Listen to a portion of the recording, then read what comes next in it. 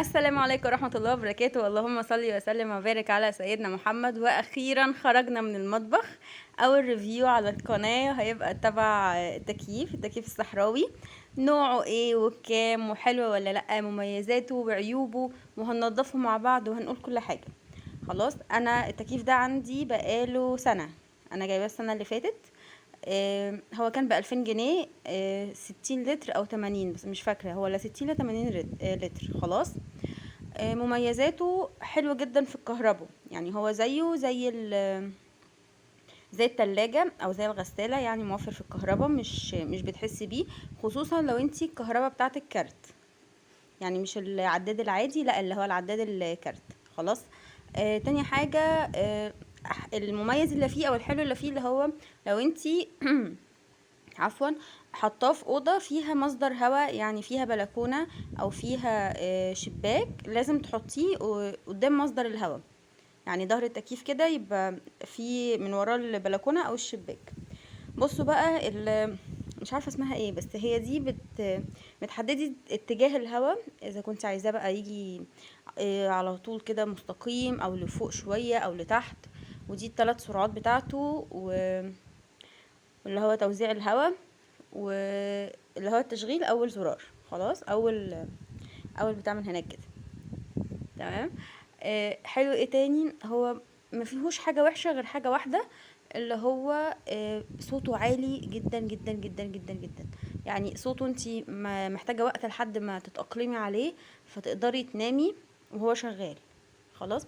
السرعه الاولى والتانية صوتها يعني نوعا ما مقبول. تمام. او مرضي، يعني نوعا ما اللي انت تنامي عليها. بس السرعه الثالثه دي مستحيل تعرفي تنامي عليها الا لما تتأقلمي بقى على الصوت. تمام. حاجه تانية، اللي هو ما ينفعش، دي عيبه بقى، ما ينفعش ان انت تقفلي الاوضه وتشغليه. يعني حتى لو حاطه ميه وتلج، اللي هو مكعبات التلج، او انت عامله ازاز تلج وبتحطيها جواه، ما ينفعش تقفلي الاوضه وتنامي او تقعدي او تستخدميه.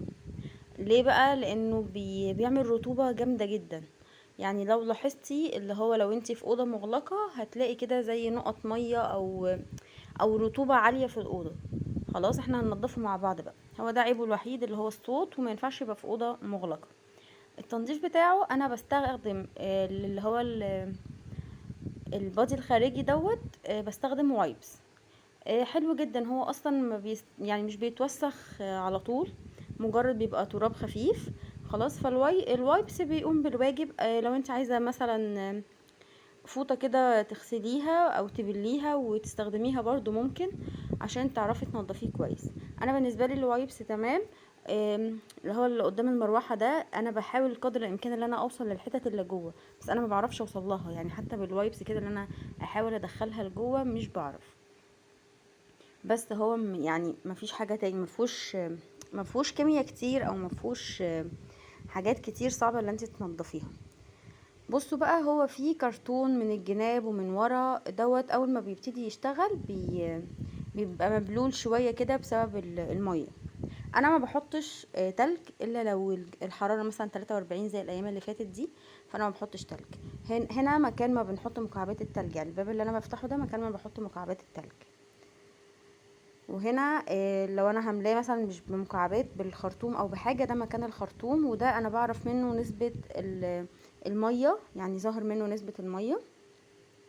خلاص. وبصوا، في من تحت عجل عشان تعرفي تحركيه براحتك، اللي هو ما تشديش بقى ومش عارفه ايه، بيتحرك بسهولة جدا. والمسامير اللي هي الموجودة دي احنا هنفكها مع بعض علشان نعرف ننضف من جوه. يعني هو من بره مفهوش حاجة، شكله جميل جدا ونظيف، بس من جوه كارثة. ترسبات المية عاملة رملة، مش عاملة طين، عاملة رملة. خلاص. انا هنا بقول لكم اللي هو ده كرتون، وبيبقى بيتبل يعني عادي. لو جبتيه وشفتيه مبلول كده ما تتخضيش. انا اول ما جبته لقيته مبلول، قلت ايه ده بايظ، هو في ايه؟ بس لا، هو فعلا بيتبل ده عادي. بص بقى، نفك المسامير دي عشان ننضف من جوه. بقول لكم من جوه كارثه فظيعه. يعني الحمد لله احنا بنشرب من فلتر يا جماعه، اللي هي احنا بنملى من ميه الحنفيه عادي ونحطها للتكييف، مش بنملى من الفلتر يعني. فبصيت لقيت اللي هو الدنيا من جوه كلها رمل.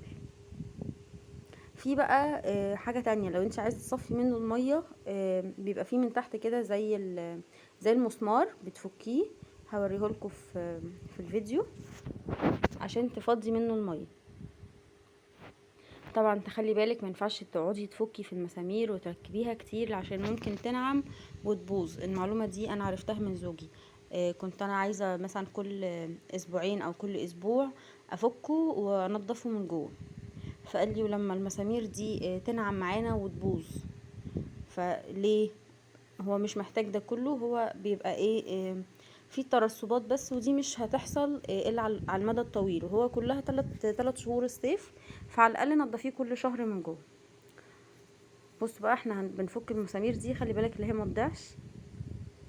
انا كنت والله انا كنت خايفه وانا بفكها اصلا تقع مني.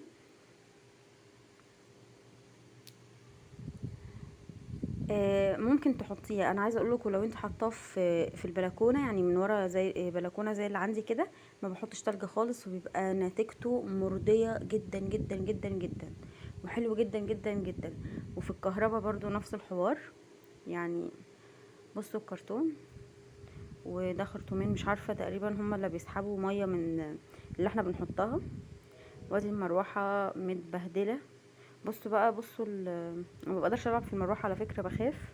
وده الموتور اللي هو على ايدي الشمال، ده الموتور اللي هو الصغير اللي فوقيه حاجه زي المصفى كده، ده الموتور.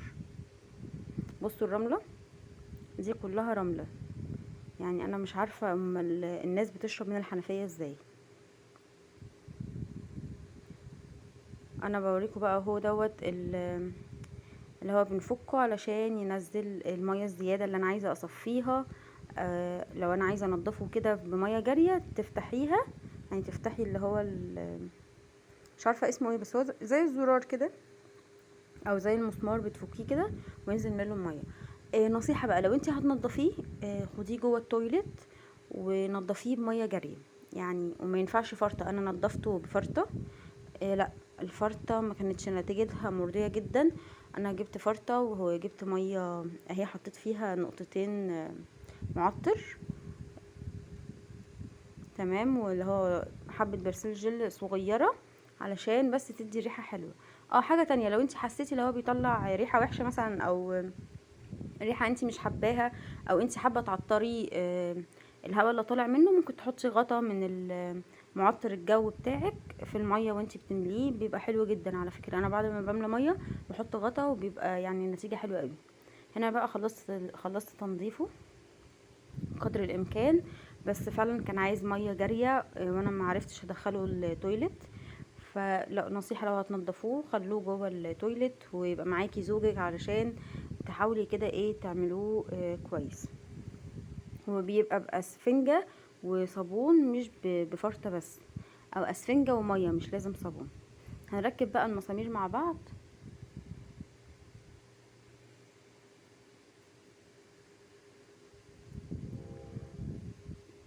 تركيب البتاعة دي سهلة جدا وخلعها سهل جدا، يعني عايزة اقول لكم مش محتاج حاجات كتير. انا من النوع اللي انا ما بعرفش افك حاجات واركب حاجات، بس لا لقيت اللي هو دوت كويس وسهل كده في الاستخدام او في التنظيف. انا عايزه اقول لكم اهم حاجه يكون في مصدر هواء، ده اهم حاجه. اي حاجه تانية اللي هيقولك مش بيعمل هواء ساقع، لازم يبقى بيجيب على الاتجاه اللي انت حاطاه بس. لا، لو في مصدر هواء وراه بيجيب في الاوضه كلها، بتبقى الاوضه كلها حلوه والاوضه كلها فيها هواء كويس.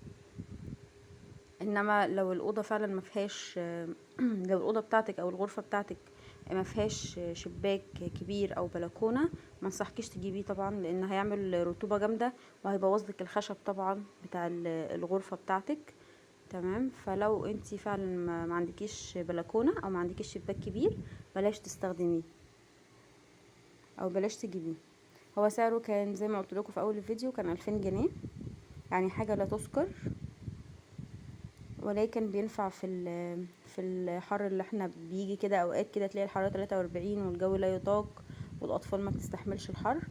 فحلو قوي، جربوا تجيبوه. ده كان بقى بعد ما نضفته وشغلته. هحط لكم المقطع بتاع التشغيل دوت تاني بعد ما منتج عشان تسمعوا الصوت.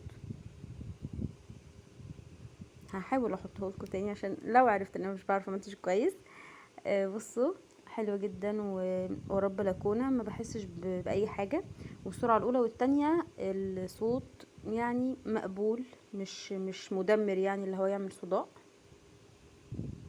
اتمنى الريفيو يكون عجبكم.